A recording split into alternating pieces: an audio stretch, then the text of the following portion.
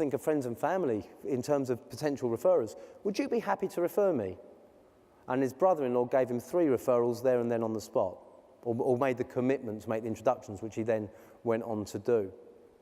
The deputy regional manager then introduced his brother-in-law to one of his team who knew half the businesses in the region. And they started hunting together. They go to networking events together, and they would introduce each other to the contacts that the other didn't know, because between them they knew everyone around.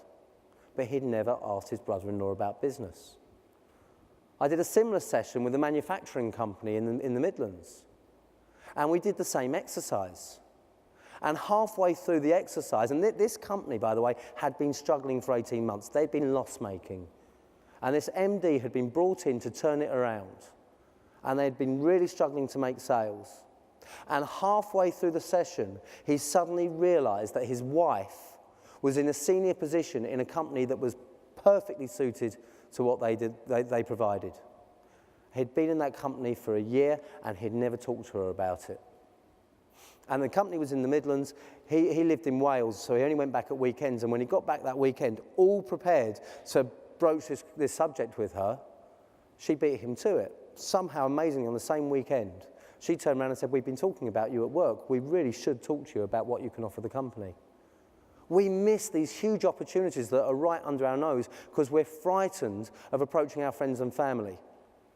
And if you still have that concern, as I say, that's absolutely valid. There is a line to be drawn. The question is, how thick is that line and how set is that line?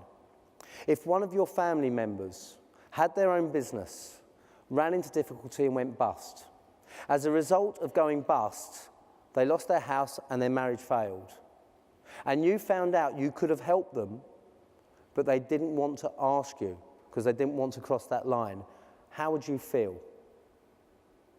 Most people I ask do not feel very comfortable at that thought.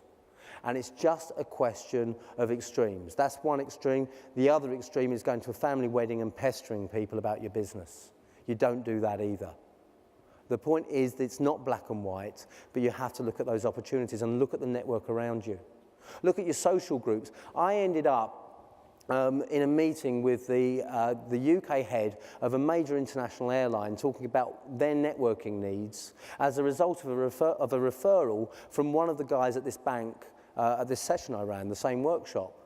And that referral came about because this bank manager coached a kids' football team. And the guy from the airline was a dad of one of the kids on the team. So don't just have that tunnel vision about who can refer you. Think wider because your competitors won't be. Just look at that trust, that understanding, and the opportunity. And as soon as you know you've got those in place, you're going to be well placed to generate the referrals that you need for your business. So now you understand what you're looking for in terms of referrals, and you understand who can refer you. But the next thing we need to look at is why. Why would people refer you? Now, the most common action that most people take when they look at why people should refer them is money. They offer commissions, they offer financial inducements, they offer incentives, and that's fine. There is a place for that if both parties agree. It's a transactional approach to referral generation. But not everyone's going to be comfortable with that. That's transactional, and if people have a transactional relationship and they build their business based on that, that's absolutely fine, I've got no problem. But where I do have a problem is where people throw money away because they're offering those incentives to people who don't require them to refer them. If someone trusts you that much and they like you that much, and they understand how you help other people in their network, and they have the opportunity to make those conversations, why would they necessarily be motivated by a financial inducement? I got an email from someone the other day, and he was looking for finance for a new film venture. And I have clients and I have contacts who are in finance, and he said, "Can you help me?" And I made a couple of connections for him.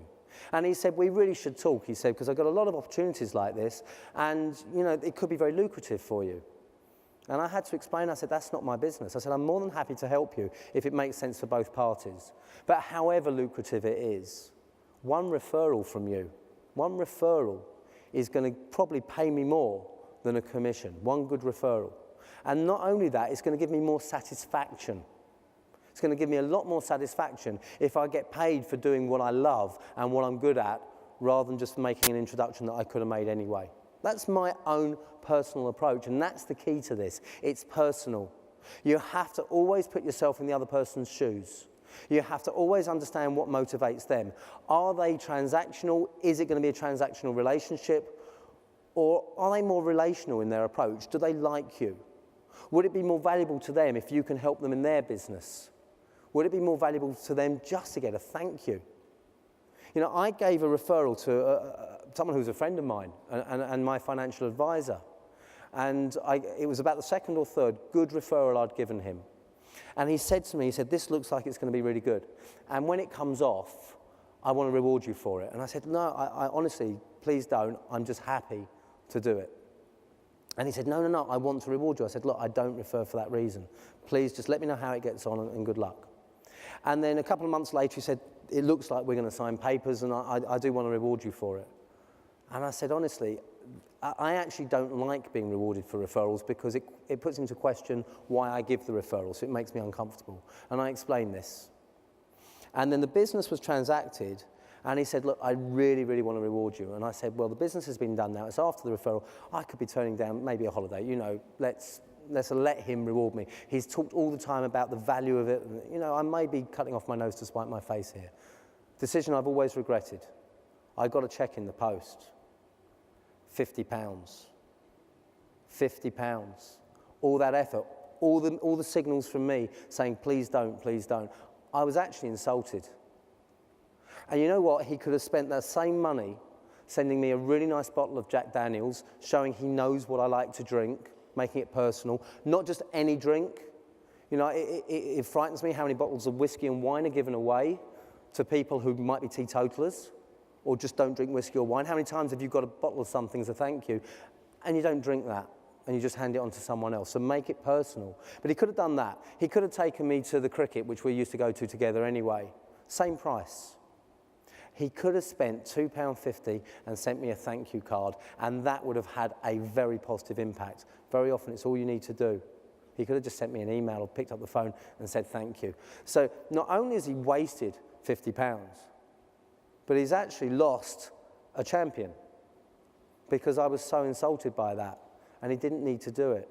So get to know the people who refer you and understand why they would refer you. Again, think back to the people you refer already. Why do you do it? If you go through that exercise, just like the trust exercise, you'll start to understand how you can inspire other people to refer you. But above anything else, make sure, please make sure you make it personal. So we've gone through what we want as a referral. We understand now who can refer us and why they would refer us. We need to wrap that up into a strategy. It's one thing to have the understanding of those key points. It's another to actually put it into practice. And that's where a strategy comes in. I run something called a referral book, and this is a very simple version of the referral book, and it's what we've talked about. Who is going to refer us? You list your champions. So what I'd like you to do when you go away from here is list 5 people who satisfy those key ingredients or who could satisfy those key ingredients. People who trust you or with whom you can build trust.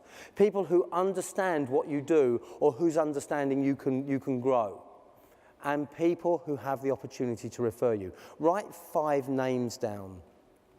Now ask yourself, why would they refer me?